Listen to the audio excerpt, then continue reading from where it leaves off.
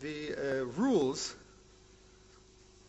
I want to describe it. What is the new situation? In this new situation, we are, which we call asymmetrical war.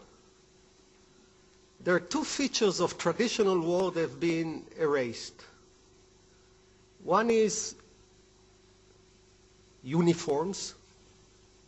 It's a war without uniforms, meaning the other side doesn't distinguish itself from its environment by wearing uniforms, and also aims its fire indiscriminately at combatants and non-combatants. Basically, he is attempting to erase the distinction between combatants and non-combatants that was to a certain degree essential to the conventional war. Conventional war, let's say I fought the last war that we met tanks of the other army, you know, masses of soldiers clash with other masses of soldiers. This is a completely different war. It's a war without uniforms. It's also a war that doesn't have a front. It's a war without a front. It doesn't have a place. It was supposed to be, from the perspective of the other side, it aims to be a war of all against all and everywhere. It could be in this bus station, in this synagogue, in this movie theater, everywhere.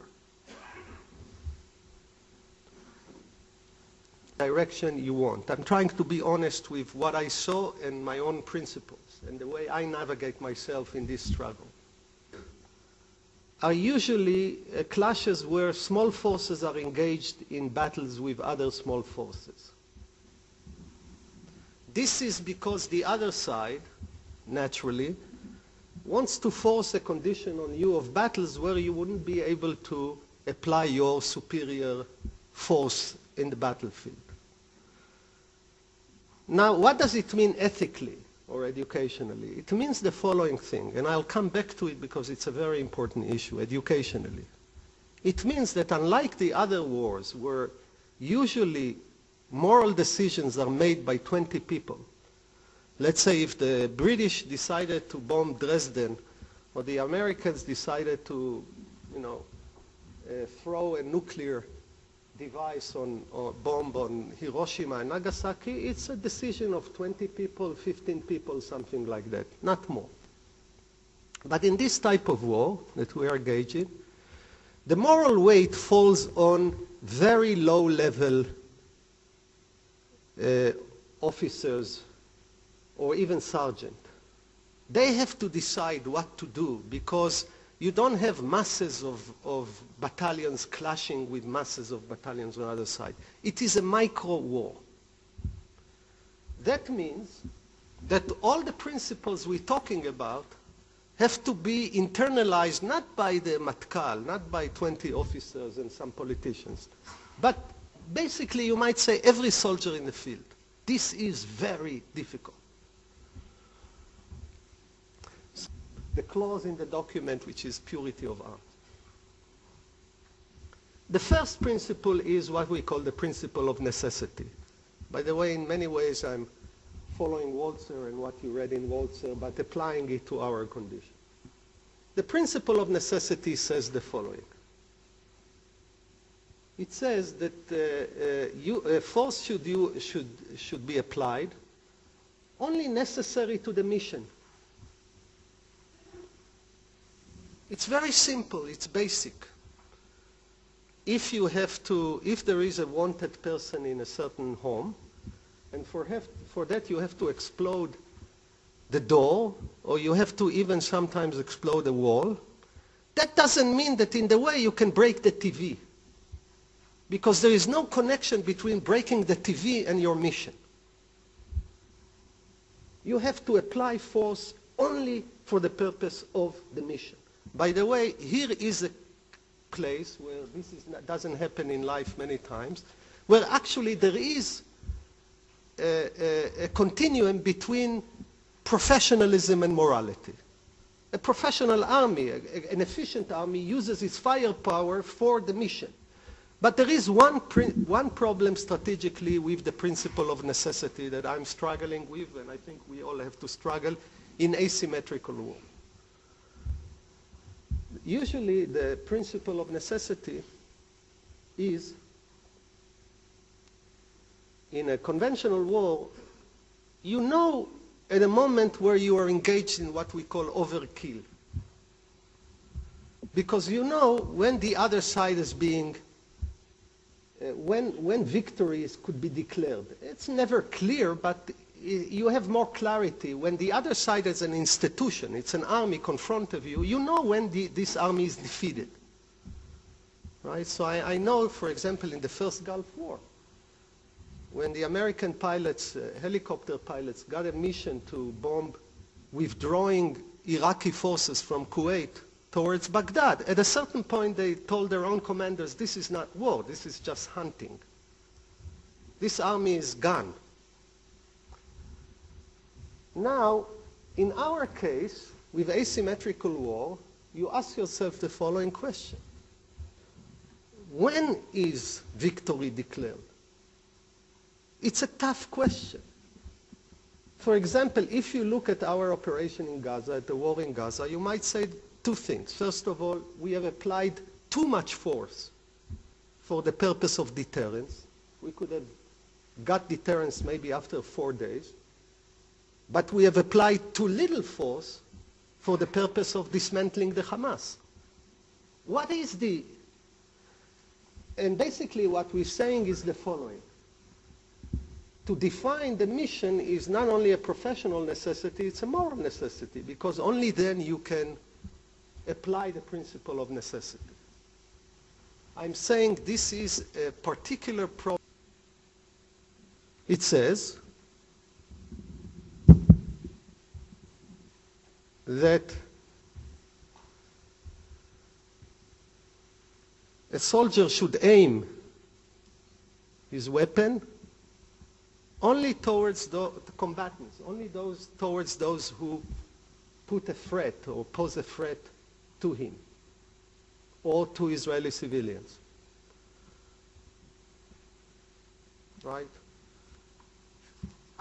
Under any circumstances, it's not allowed to direct weapons towards innocent people, towards those who are not part of the combat, under any circumstances. Problem. Within asymmetrical war, when the other side doesn't appear with uniform, how you define a combatant? Who is a combatant? Who is a legitimate target? And we had a lot of struggles about that, and I want to explain to you the doctrine and what was the struggle. By the way, and here is a comment on Goldstone, but that's not my issue.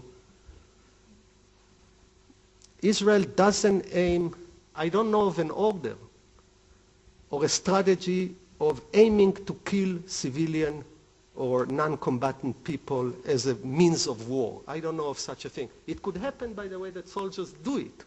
We have murderers among us, here and there. We have murderers in Tel Aviv, in Bat Yam, etc., maybe also in our troops. But this is a principle that we hold fast to. And that's not where our issue is. I'll tell you where our problem is soon. But we had a problem to say, okay, how you define a combatant? A combatant is someone whose intentional actions are part of a causal chain that will end up threatening or harming Israeli soldiers or civilians. What do I mean? within this mess that you are confronting, undistinguished mess, you have to define, you have to mark the target. And you have a chain. You have the one who plans, the one who supplies the weapons, the one who builds the weapons, the one who drives the bomber itself. You have a chain. And you want to identify that chain from its surrounding. And it is intentional. For example, a taxi driver who's unknowingly driving a bomber is not a combatant. He might be harmed. Soon we will talk about the issues of collateral. I'm talking about directed attack. Here you have to decide case by case. And by the way, as I say to many of people whom I talk to about these issues, you're not going to solve all debates by stating a rule. For example, is the one who's financing this chain part of the chain? I mean, you can extend the chain. Is the preacher in the mosque part of it? Well, our point of view is not. When Yassin was decided, when someone decided to kill Yassin, it was after it was clear that he gave a direct fatwa to someone, go and do such as a particular woman, and do such a thing and explode yourself in the Erez crossroad. But this is a big issue. Now, it does not, and I'm saying very carefully and very important, it doesn't include those who give moral support or write up a piece for the war. It doesn't include people whom other people hide ammunition in their homes. It doesn't include people who knowingly stay around combatants. They are not part of those who pose a threat to you. They are not targets. By the way, if this will be targets, all of Gaza is a target. It's very important to keep those distinctions.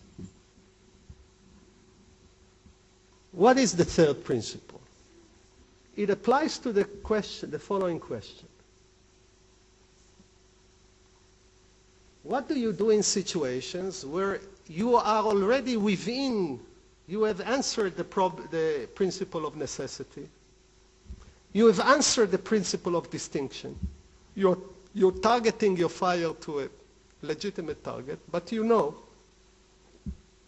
that there is high probability that you will kill innocent people collaterally. You don't aim at them, but that's what will happen. Now, you cannot say, and that principle, and this is something that Walzer actually writes about it quite beautifully, you cannot say, well, since I have aimed at combatants, whatever happens, I didn't aim to the non-combatants, that's fine. You know, in Halacha we have the principle of psik reisha velo yamut. You know, you cannot say, I wanted to chop the head of this animal, I didn't want the animal to die. There is, you know, even the, you know,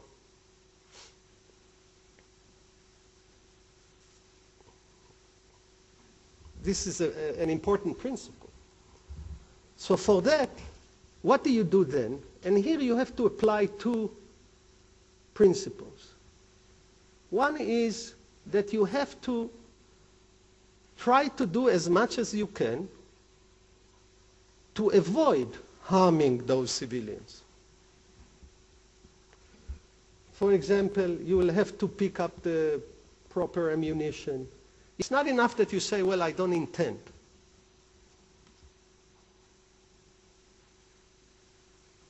Here is one of the big issues that we're facing doctrinally and also practically. When you say to the soldiers, you have to do everything you can to avoid that, well, they give warnings, They use the proper ammunition. They work out on the intelligence to certify that they got the correct place, other things. Does this assume taking risk for your own soldiers? Big question.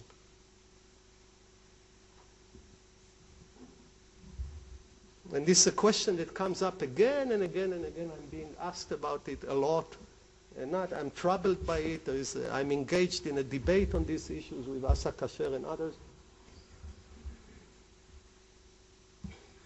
You know, it's almost a daily experience in this kind of wars. You have someone hiding in a house. If you send your troops into the house, they're going to risk them. But you're going to minimize the casualties of the civilians. On the other hand, you can ask a helicopter to shoot a missile at the house. You're not going to risk your soldiers, but you know that probability of killing innocent people will be big. What do you do? And our doctrine, and I'm saying again doctrine, is that soldiers have to assume risk in order to avoid collateral killing of civilians. Assume what we will call reasonable risk. The principle of avoidance is proportionality. After you have done all the precautions to minimize collateral damage, you have to ask yourself another question before shooting, which is the expected collateral killing proportional to the military advantage you get by killing the target? I want to explain that. If there is, let's say, a tatzpitan, a scout I think is a good translation, on a roof, he sees the movement of forces and he tells the artillery or the other side where they're moving, right? He's a scout. He observes the situation. And the only way to kill him is, at the circumstances you are in, is to drop a bomb on the house. And you know that, you warn the people, you pick the right ammunition, etc. But you know that, 15 people might be dead with him. You have to ask yourself if the military advantage that you get by performing the mission is proportional to the civilian death that you're causing by performing this mission. There will be a difference where if the headquarters of the Hamas will be on the roof. That's a different scale of military achievement. Now, you ask yourself, how you judge proportionality? If we want to put it crudely, what is the exchange rate? How you judge it? These are very tough questions. I say to them, look, I don't have an answer. I don't have a clear answer. I have an intuition. There is a certain type of intuitive sense of this is too much for what you achieved. Proportionality doesn't apply to combatants of the other side. I want to stress that. The way we apply it, it's not like, well, if Hamas managed to kill 2 Israelis or 4 Israelis, you're allowed to kill only 6 Hamas combatants. No, you can kill as many as Hamas combatants you have in order to stop them killing your civilians, even if it's one civilian. You have to apply the necessary force to protect yourself against a legitimate target. So when the UN said to us, sometimes you hear people, it is a strange idea, that there is a body count about proportionality when it comes to combatants is a silly idea, as far as I go. You can kill as much as combatants of the other side that you have to in order to make them stop their own killing. The principle of proportionality applies unless you have a problem with the principle of necessity, meaning you're killing too many people relative to your mission. The principle of proportionality applies to the killing of non-combatants, collateral killing of non-combatants, meaning when you assume, well, this is all dinei nefashot, and it's very complicated, very painful issues. When you assume that there will be civilian deaths collaterally from your actions, you have to ask yourself, is the collateral civilian death proportional to the military achievement that was done by targeting the proper target? Okay.